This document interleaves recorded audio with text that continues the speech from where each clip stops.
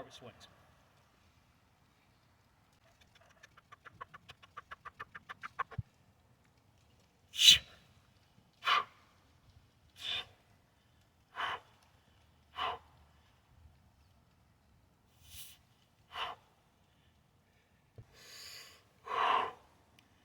Breathe like a locomotive. I'm aware of that.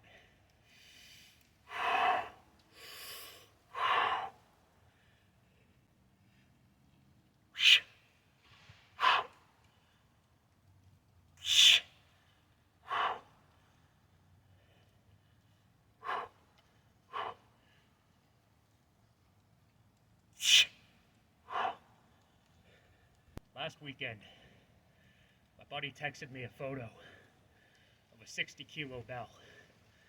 Didn't have any context, but with his hand in the photo, it's a safe assumption that the gym he goes to maxes out at a 60 kilo. Little chalked on number on the top of the bell. Texted him back.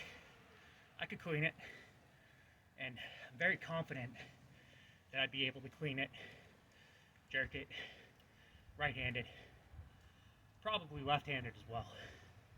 And that's what brings me to this. I found a year ago when I purchased my first kettlebell, the 32, and I'm finding it with this 40 to a degree. The first move I get is a clean and press. I don't get a one-hand swing. I don't get a snatch. The base movement for the kettlebell ballistic, if you're not doing a two-hand swing, is the one-hand clean. Maybe some people experience differently, but that's what I've experienced. I don't have kettlebells heavier than this 40. That's why my improvised beast is either a 40 plus a 20 pounder or a 32 and a 16 kilo together. Ideally, in the kettlebell world, you'd have probably doubles up to 48, if not doubles past, and you would have single bells all the way up to the 203, and that's assuming you don't have the entire set in doubles. I find very much so that I like taking one bell outside, doing some two-hand swings. That's not my main movement. The main movement is the clean and press, which is what I'm saying.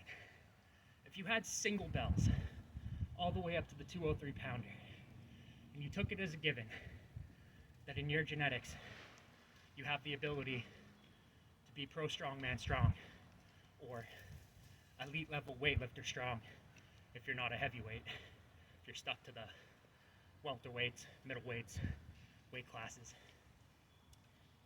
If you had full bell access up to that 203, clean and press is your primary. Clean it, press it.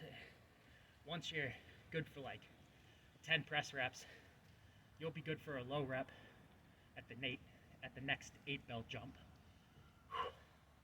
Like I can press a handful with the 48, and I've improvised the 52 for low reps. I'd like access up to whatever's around 150 in kilograms. 150 pound kettlebells, whatever the closest number is in kilos. Have access to that in doubles and get to where you double bell clean and press that.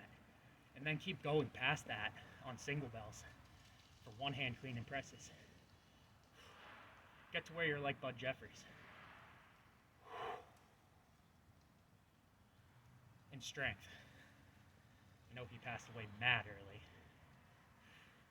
which is a shame. I feel like of all the people you've seen on the internet in the last decade and a half, Bud Jeffries probably would have been the coolest one to train with. Because he just goofed around a lot. A lot of his stuff. Kettlebells, whips, shooting pennies out of the air with the BB gun. He would have been fun to train with.